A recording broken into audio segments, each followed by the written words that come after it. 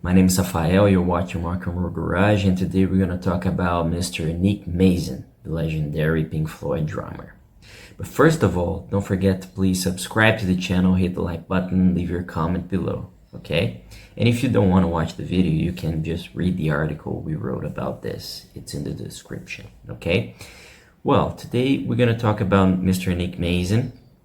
Nick is the only member of Pink Floyd who was part of all the albums the band released. He was the only member of the band who was part of all the lineups they had. He is a co-founder. He's in the band since 1965. And although he was part of all the albums the band made and was a member ever since the first day, he didn't play the drums in all the tracks. So we selected 7 songs that you probably didn't know that Nick Mason wasn't playing the drums. Okay, so let's start. The first one is called "Remember a Day," which is from the 1968 album "A Saucer Full of Secrets," who coincidentally is the name of Mason's solo band nowadays. He tours playing that early Pink Floyd material. Well, it wasn't Nick who played the drums on that in that particular track. It was the producer of the album, Norman Smith, and the reason was that was explained in an interview with Digital Trends back in 2016. Mason explained that he was not mad about Smith playing the drums, but at the time, the drummer, Mason, he wasn't being able to come up with the drum part the song needed. And on the other hand, the producer, Norman Smith, knew exactly what the track needed in terms of drumming, and he went and recorded. So Mason told Digital Trends later that he was quite happy with the result. He said that Norman was great. And so that's the first one. Let's move to the next one. Well, the next one is quite interesting because it's from the 1969 album Umaguma, and it was Mr. Dave Gilmour who played the drums on that track, on the track called Narrow Way. And Gilmour didn't only play the drums on that track, he wrote the track and he recorded everything. He is the one who did everything on that track. He recorded the guitar, the vocals, the bass, the piano, the organ, the mellotron, percussion, and drums. He did it all by himself. And he explained a couple of times that during the first years in Pink Floyd, when after Sid was fired from the band, they all were encouraging each other to write their own songs and come up with their own songs, when Roger Waters still wasn't the main lyricist as he became later on. But he was encouraged to do that, and he ended up not only writing the song but recording everything by himself.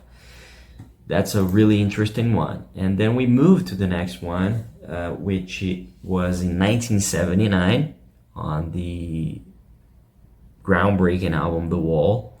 And we already made a video explaining better why this happened, which you might see around here somewhere. That it was actually Mr. Jeff Porcaro who recorded the track Mother. And David Gilmour explained in an interview, if you want to see more about this, you can watch our video that it's here or in the description below, that the song was not the standard Floyd time signature. So according to Gilmour, Mason wasn't really it was not being easy for Mason to record that track, and they ended up getting the legendary total drummer and session drummer Jeff Porcaro, who worked with Michael Jackson, uh, Bruce Springsteen, everyone in the business, the Bee Gees. He was just an incredible drummer. So he appeared and he did what he had to be done on Mother, and it was actually him who played on that song, which is one of the most famous Pink Floyd tracks of all time, certainly. And then in 1983, on the final album with Roger Waters, who many people say was actually his first solo album because he kind of controlled everything, right? And it wasn't Nick Mason who played the drums on the track Two Suns in the Sunset. It was actually the American session drummer Andy Newmark. He had already performed with famous acts like George Harrison, John Lennon, David Bowie, and Roxy Music. What a resume, right? And he played the drums on that track, Two Suns in the Sunset, which I think is a very underrated track, actually. Pink Floyd never toured to promote the final cut because they had split after that album. And I had the opportunity to see Roger Waters' solo show last year, and he played that track. And I had never really paid attention to it, but when I heard the song live, and I heard the song many times to hear the set list before the show, to go to the show, and it really made me notice that it's such a great track, and the drumming on that track is really good too, and they did a really nice job, and I think it's a very underrated Pink Floyd track, or Roger Waters' solo track, if you prefer to say like that. And then after the post Roger Waters era, 3 more songs didn't have Nick Mason on drums, and the first one after after Roger Waters left and all those lawsuits and everything, and then Gilmour and Mason were able to use Pink Floyd's name legally, and they bring back Richard Wright, and they recorded Momentary Lapse of Reason in 1987. And there's a song called Dogs of War, which they simply bring Carmine Appice to play in that track. And it was actually Carmine who played the drums on that one. And Carmine Appice is known for Vanilla Fudge, is known for working with Jeff Beck, with Rod Stewart, with Ozzy Osbourne. He played with everyone. Carmine is really a really versatile drummer, and he did a great work in every band he played, and every session track he played on. And it's a very good Pink Floyd track too, the Dogs of War. Many people say that Momentary Lapse of Reason, Division Bell are don't sound like Pink Floyd. It's arguable, but the reason why Carmine played on that track, according to him, and he said this in an interview with North Coast Music Beat in 2021 that you're going to see here, it's quite interesting, it's quite funny. He said, I got a message from Bob Ezrin, who was the producer of the album. He left a message and said he's producing a band that is just gleaning for Carmine drum fills. I called Bob and said, hey Bob, who's the band? He said, Pink Floyd. I said, Pink Floyd? Where's Nick? He said, oh, he'll be there. I said, why isn't he playing? He said, well, his calluses are soft.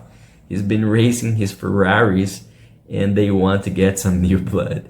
And then he continues. So I went and I spent the day with them, but I never got to hear the finished product until it came out.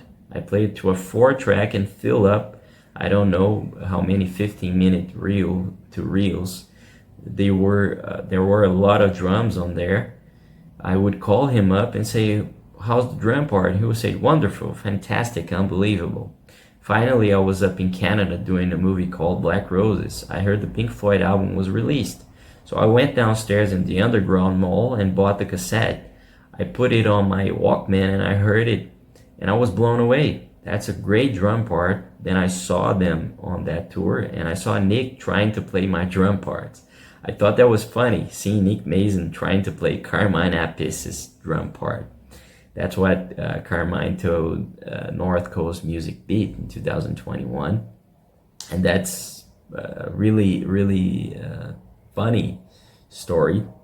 And then also on A Momentary Lapse of Reason, that was released in 1987, they had another legendary session drummer who was Mr. Jim Keltner. I mean, Jim Keltner, you probably remember him from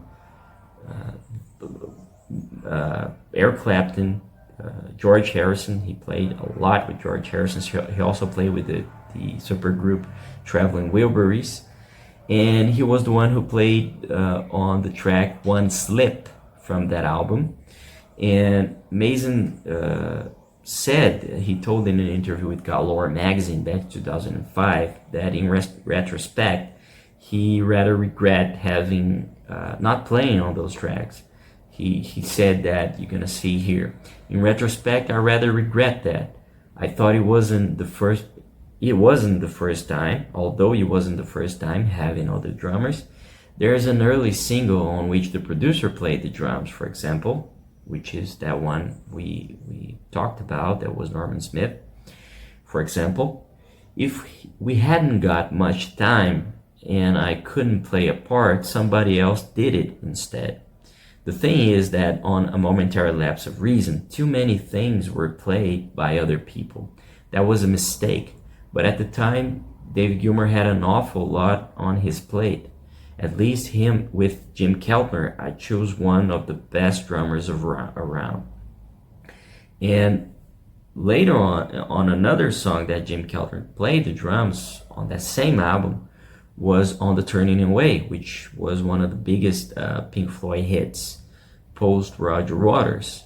And on The Turning Away, you saw that that same explanation that Mason explained, that we just read, and it's a classic song post Roger Waters, right? And besides Jim Keltner on drums, it had Gilmour on guitar and vocals, and also had Richard Wright on the Hammond organ, John Carin on synthesizer, and Tony Levin, who was another very famous session bassist, on bass guitar. So those are 7 songs that Nick Mason didn't play the drums on Pink Floyd, and I hope you liked the video. Please leave your comment. Don't forget to subscribe to the channel, hit the like button, and visit rockandrollgarage.com. Okay? See you later.